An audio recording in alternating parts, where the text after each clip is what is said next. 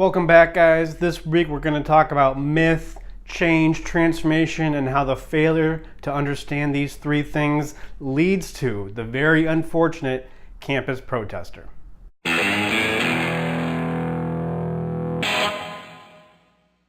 Change, transformation, it's something we all want. It's something that we're all after, but few of us get it. Why? I think the missing piece that a lot of us are looking for is myth. First, what is change? What is transformation from a psychological perspective?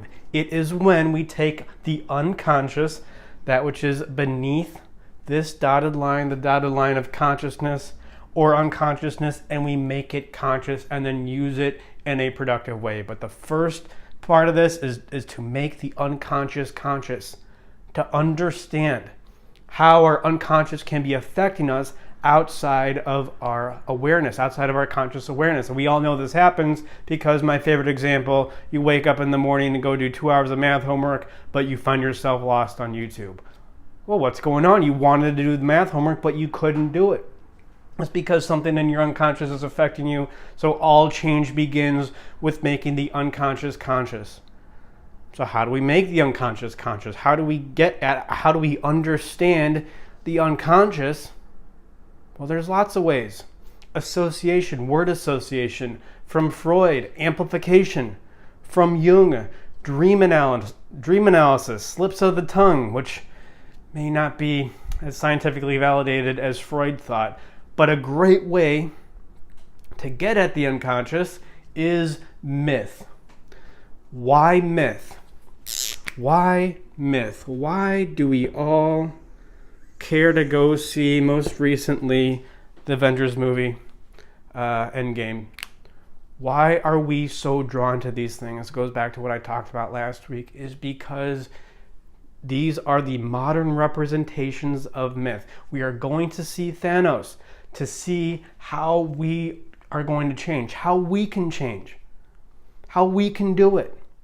We're going to see certain aspects of our lives played out on the big screen and go, oh, that's a good thing I could do. That's something helpful that could help me in the future. Because all change, all myth is the same.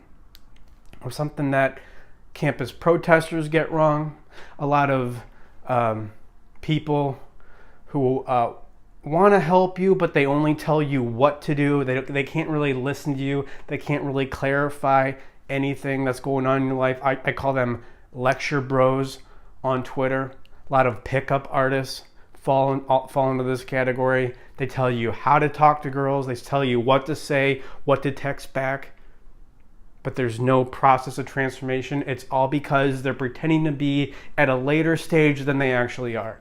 The first stage we kind of talked about already, I think on the incest video, separation. You separate from your parents.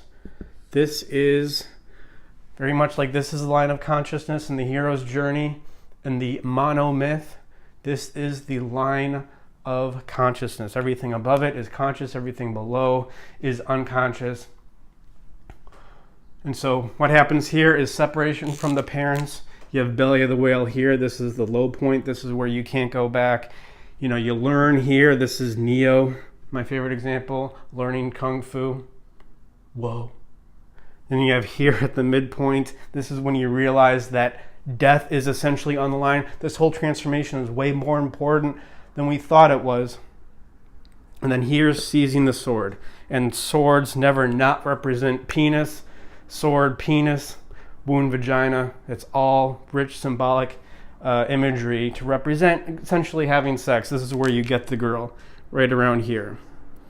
There's an oracle here, usually some sort of drug trip or meeting with an old lady, and she gives you some insight that's going to drive you to hear the ultimate boon, which is becoming conscious again, using everything that we learned in our unconscious to become conscious, and then we give it back to the community here. And so, what is the campus protester? For example, it is somebody who is here, essentially, and they just want to go here, giving what you know back to the community.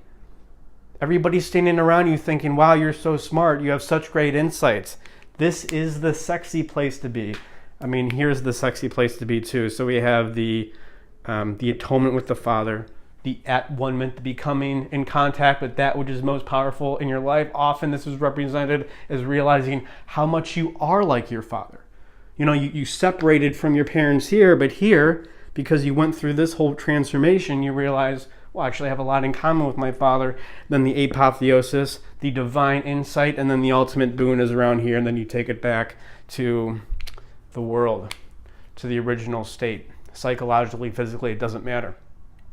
The campus protester is here, but he is pretending that he's here. This is why, what they say, why campus is so, or there's a lot of problems with political discourse on campus, is because they are children trying to act like they're in their 50s or in their 60s. This is, and if we take a whole life into consideration, this is in your 50s and 60s when you bestow what you've learned throughout your life on the rest of humanity, really trying to help out and contribute. But you have to separate first. You have to go through trials. You have to make friends. You have to get a girlfriend. And then the pickup artist, what's he doing?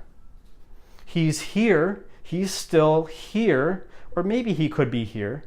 Maybe he's separated from his parents to some degree. But if he's trying to tell you the way to get a girl to like you is to say certain things or do a certain thing or text this one specific thing, he is telling you to pretend to be here even though you're here.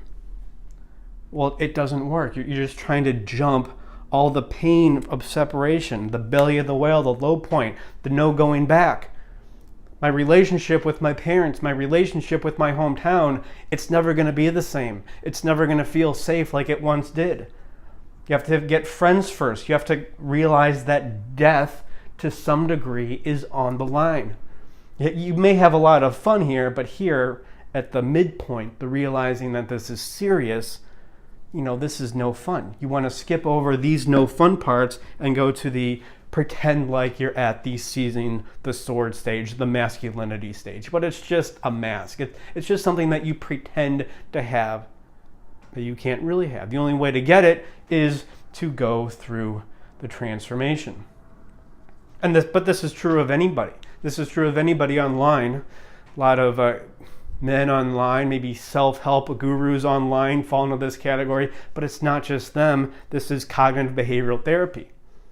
Cognitive behavioral therapy is, well, forget about this whole transformation thing.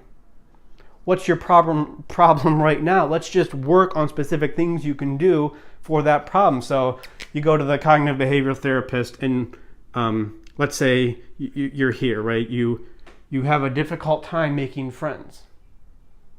Well, they'll give you specific techniques to learn how to make friends. But that's not what you need. What you really need is to make sure that you've gone through this transformation here.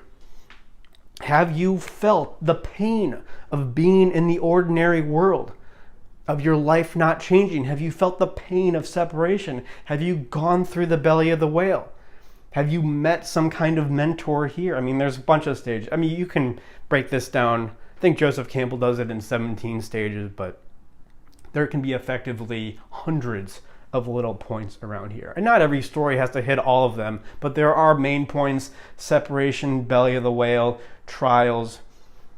Your cognitive behavioral therapist is trying to tell you, oh, just do a specific technique here to make more friends. Here's some things you could do to be more social. Well, wait, are you really there yet? Same thing with getting a girlfriend. Well, how are you going to get a girlfriend? A boyfriend doesn't matter unless you can make friends, real, honest connections with people of the same sex.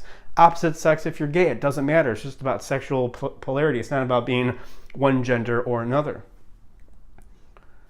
And then here, how do you contribute back to the community?